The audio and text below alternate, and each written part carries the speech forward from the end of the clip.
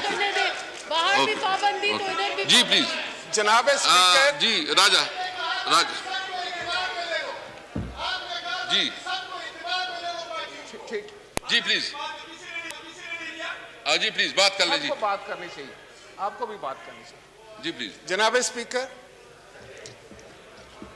इस वक्त मुल्क में जो कैफियत है, आज हम एक्सपेक्ट कर रहे थे, होना तो ये चाहिए थे कि जुमे के दिन जो इजलास हुआ उसमें गवर्नमेंट की तरफ से पॉलिसी बयान आता, वजीर दाखिला यहाँ पे खड़े होकर अवामी नुमाइंदों के सामने जो है वो पॉलिसी बयान देते, उस पर फिर अरकान जो हैं वो अपना इजहार करते, अपने ख्यालात का इजहार करते, कोई तजावीज़ आती।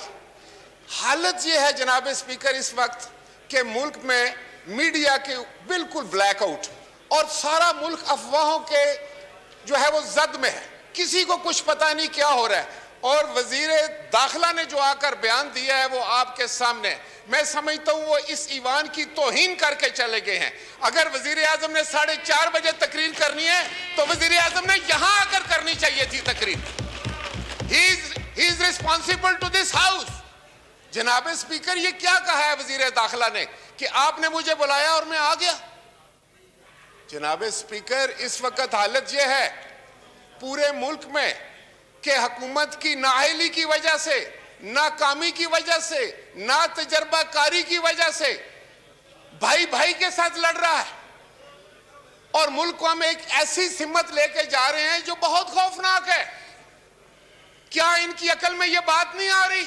ये यहां अपनी सियासत जो है वो उस पर बात करने आते हैं, एक दूसरे पर जिम्मेदारी डाल रहे हैं। वजीर दाखिला कहता है कि कादरी साहब बयान देंगे।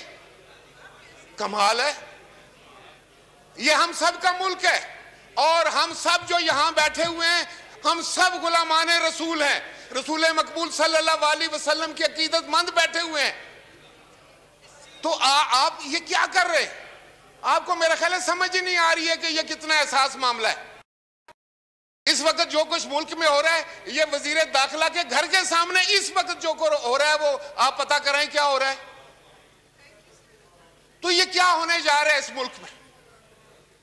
अगर हम सब गुलामाने रसूल हैं, अगर हुकूमत इतनी बड़ी दावेदार है, अगर आए दिन आप उधर खड़े होकर वजीर भी और वजीर आजम जो है वो रियासत मदीना की बात करते हैं, तो क्या रियासत मदीना में ऐसे होता है? क्या हुकूमत अपने होशोवास खो बैठी है? क्या इनका सब्र खत्म हो गया है? जनाब स्पीकर, मैं आपको बताना चाह रहा था, मैं कोई ये तारीफ नहीं करना चाहता अपनी। आपको याद है कि मैं वजीर आजम था तो डेनमार्क में खाके बने थे, तौहीन रसालत का एक मामला आया था। क्या हमने लोगों को गोलियां मारी थी? क्या हमने लोगों की लाशें गिराई थी? हमने उस वक्त यौम इश्क रसूल मनाया था और पूरी दुनिया पर वाज़िया कर दिया था कि रसूल मकबूल सल्लल्लाहु अलैहि वसल्लम की अजमत से बढ़कर, इज्जत से बढ़कर हमारे नजदीक कोई बड़ी बात, कोई और चीज नहीं हो सकती। लेकिन आप लोग जिस समत जा रहे हैं वो खतरनाक समत है। वो मेरे मुल्क के लिए और आपके मुल्क के लिए खतरनाक है। आप जो बो रहे हैं आपको भी काटना पड़ेगा और इस मुल्क को भी काटना पड़ेगा। हुकूमत वक्त का तो ये फरीजा होता है कि वो दिलों को जोड़े और वो तो ऐसे हालात पैदा ही ना होने दे। आपने क्या एग्रीमेंट किया है कि आप ईवान में लेकर आए थे? किसने आपको इख्तियार दिया है कि आप एग्रीमेंट करें जाकर? अगर आपने कोई एग्रीमेंट किया जिसका मुझे नहीं पता,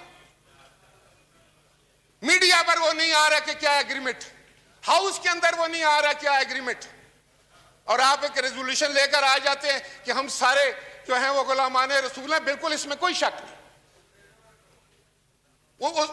उस अजीम हस्ती के तगद्दुस पे हम सब कुर्बान हैं, आप भी, हम भी सब। लेकिन बतौर हुकूमत आप अपनी जिम्मेदारी में मुकम्मल फेल हो चुके। आपको पता ही नहीं कि आप क्या कर रहे हैं। आप कादरी साहब शरीफ आदमी हैं, उनके जिम्मे कोई चीज लगाना चाह रहे हैं। मेरे भी वो वजीर रहे हैं मजहबी अमूर के, मैं जानता हूं उनको बहुत अच्छे से।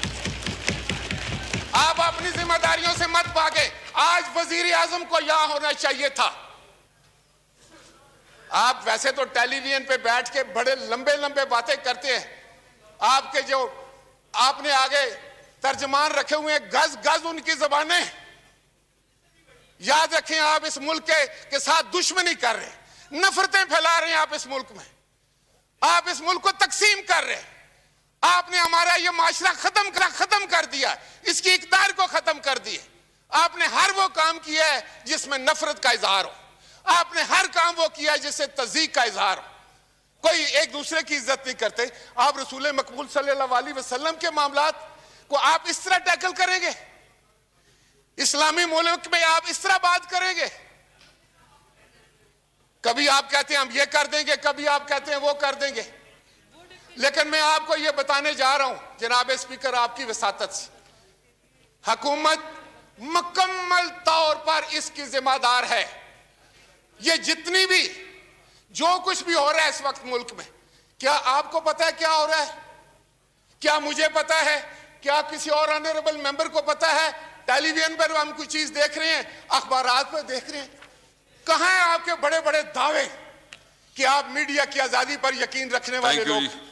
आपसे ज्यादा फाशिस्ट हुकूमत तो आई नहीं है। थैंक यू, मैंने तो नहीं सुनी। जनाब स्पीकर, मैं आपकी वसातत से इनको ये बताने जा रहा हूं कि जो ये कर रहे हैं, they are playing with the fire. ये बड़ा एहसास मामला है, बड़ा सेंसिटिव मामला है और आप जिम्मेदारी से जान नहीं छुड़ा सकते। आज यहां वजीर आजम को होना चाहिए था, अगर वो नहीं तो वजीर दाखिला ने क्या बयान दिया आपके सामने? जनाब स्पीकर, आप रूलिंग दे, क्या उसने कोई पॉलिसी बयान दी है?